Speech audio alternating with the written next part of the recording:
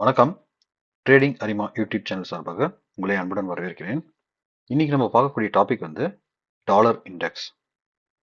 Dollar இண்டெக்ஸ்னா என்ன?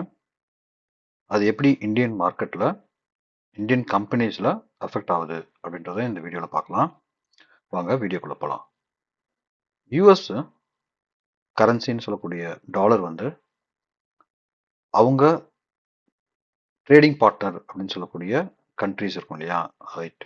Europe, Japan, Canada, United kingdom, Switzerland, Sweden இப்படி நிறைய கண்ட்ரிஸ் வந்து என்ன பண்றாங்கன்னா அவங்க ட்ரேடிங் பார்ட்னராக இருக்காங்க. அவங்க கூட ட்ரேட் பண்ணும்போது அந்த கண்ட்ரியோடைய கரன்சியும் யூஎஸ் கரன்சியோட கம்பேர் பண்ணும்போது எவ்வளோ ஸ்ட்ராங்காக இருக்கு வீக்காக இருக்கு அப்படின்றத இண்டெக்ஸ் பண்ணுறது தான் இந்த டாலர் இண்டெக்ஸ். இதில் மேஜராக வந்து யூரோப்புடைய வெயிட்டேஜ் இண்டெக்ஸ், இந்த இண்டெக்ஸில் யூரோப்புடைய வெயிட்டேஜ் பார்த்தீங்கன்னா ரொம்ப அதிகமாக இருக்குது, 50% மேலே இருக்குது. அதுக்கப்புறம் ஜப்பான், யுனைடெட் கிங்டம் அப்படின்னு இருக்கு. இந்தியன் கம்பெனிக்கு இது எப்படி எஃபெக்ட் ஆகும் அப்படின்னு பார்த்தீங்க கேட்டிங்கன்னா, எக்ஸ்போர்ட் இம்போர்ட் பண்ணக்கூடிய கம்பெனிஸ் வந்து இந்த டாலர் இண்டெக்ஸ் வந்து அஃபெக்ட் பண்ணும். இந்த டாலர் இண்டெக்ஸ் வந்து வீக்கா இருக்கா இல்லை ஸ்ட்ராங்கா இருக்கா அப்படின்னு தெரிஞ்சுக்கிறதுக்கு அவங்க வந்து என்ன பண்றாங்கன்னா, இந்த யூரோப் ஜோன் என்று சொன்னா இல்லையா, இந்த கண்ட்ரிஸோடைய ட்ரேடுடைய எப்படி இருக்கு, அவங்களுடைய வர்த்தகம் வந்து அதிகமா இருக்கா கம்மியா இருக்கா அப்படின்றத பொறுத்தும் இம்பாக்ட் ஆகும். ரெண்டாவது ஃபெடரல் பாலிசி. ஃபெட் கவர்மெண்ட் வந்து பார்த்தீங்கன்னா, நீங்கள் இப்போ ரீசெண்ட் டைம்ஸில் இன்ட்ரெஸ்ட் ரேட் வந்து ஏற்றிட்டே போகிறாங்க. ஸோ அதுவும் வந்து இந்த டாலர் இண்டெக்ஸை வந்து அஃபெக்ட் பண்ணும். ஏன்னா அவங்களுடைய கடன் வாங்குறது, பாண்ட்ஸு விற்கிறது, ஸோ இந்த மாதிரி இந்த ஆக்டிவிட்டீஸ்னால என்ன ஆகும்னா உங்களுடைய டாலர் இண்டெக்ஸ் வந்து உங்களுக்கு ஏறும் இறங்கும். அதுவும் இல்லாமல் மார்க்கெட் சென்டிமெண்ட்ஸ் அப்படின்னு சொல்லக்கூடிய இந்த ரெசிஷன் டைம், இப்போ ரீசெண்ட் டைம்ஸில் வந்து பார்த்தீங்கன்னா நிறைய யூஎஸ்ல வந்து ரெசிஷன்ஸ் வரதுக்கான வாய்ப்பு இருக்கு அப்படின்னு சொல்கிறாங்க இல்லையா. ஸோ அதுவுமே வந்து இந்த டாலர் இண்டெக்ஸ் வந்து அஃபெக்ட் பண்ணும். கம்பெனியோடைய, அதாவது யூஎஸ் கம்பெனியோடைய growth ரேட், இதுவும் டாலர் இண்டெக்ஸை அஃபெக்ட் பண்ணும். ஸோ இதெல்லாம் தான் டாலர் இண்டெக்ஸை அஃபெக்ட் பண்ணக்கூடிய விஷயங்கள்.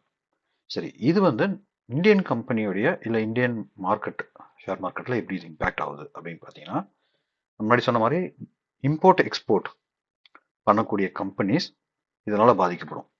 இம்போர்ட் பண்ணக்கூடிய கம்பெனிஸ், அதாவது யூஎஸ்லேருந்தோ இல்லை மற்ற கண்ட்ரீஸ்லேருந்து நம்ம இம்போர்ட் பண்ணுறக்கூடிய, for example commodities, crude oil, gold, silver, aluminium, steel, இந்த மாதிரி இந்த கமாடிட்டிஸ் பண்ணக்கூடிய, இறக்குமதி பண்ணக்கூடிய எல்லா கம்பெனிக்கும் டாலருடைய இண்டெக்ஸ் வந்து, டாலர் வேல்யூ வந்து அதிகமாச்சு அப்படின்னா இப்போ நமக்கு வந்து ரூபாய் மதிப்பு கம்மியாகும்.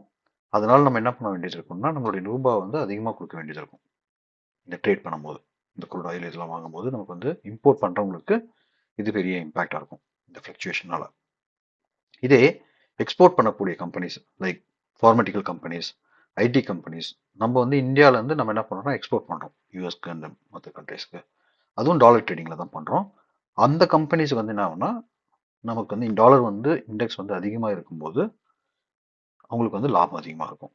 ஸோ இப்படி தான் வந்து இந்தியன் கம்பெனிஸில் ஷேர் மார்க்கெட்டில் உங்களுக்கு வந்து இம்பேக்டை கொடுக்கக்கூடும்.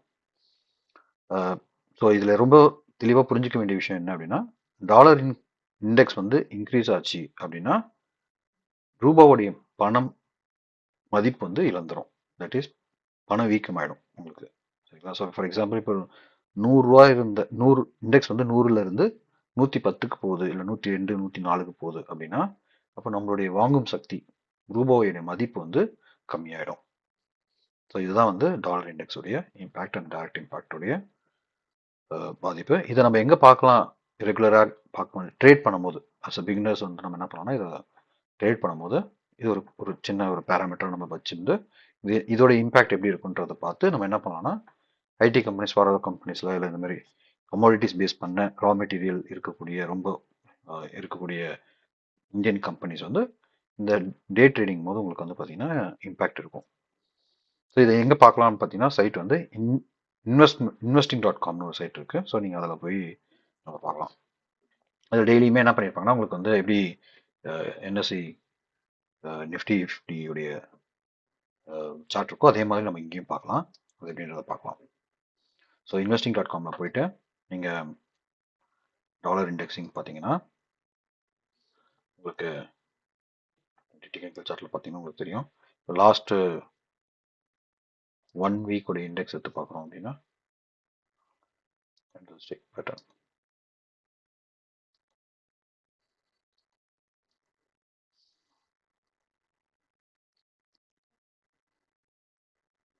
இப்போ கரண்ட் வந்து 101ல் இருக்கு.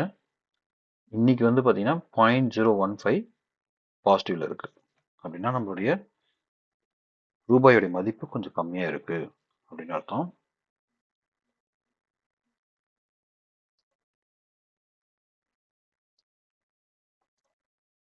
இது பார்த்தா தெரியும் உங்களுக்கு.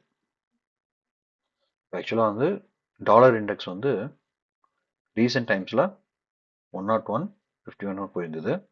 இதே வந்து நீங்கள் இது 15 மினிட்ஸ் சார்ட் இல்லையா, டே சார்ட்டில் பார்க்கலாம். டே சார்ட்டில் பார்க்கும்போது உங்களுக்கு வந்து 2027 செப்டம்பர் மாதம் 27ஆம் தேதி உங்களுக்கு வந்து பார்த்தீங்கன்னா 114 இருந்தது. இப்போ குறைஞ்சி 101க்கு வந்திருக்கு. ஸோ இதுதான் வந்து டெய்லி இருக்கக்கூடிய டாலர் இண்டெக்ஸ். இது புரிஞ்சிருக்க நம்புறேன். இந்த வீடியோ பிடிச்சிருந்தால் லைக் பண்ணுங்கள், ஷேர் பண்ணுங்கள், சப்ஸ்கிரைப் பண்ணாலும் சப்ஸ்கிரைப் பண்ணிக்கங்க. நன்றி, வணக்கம்.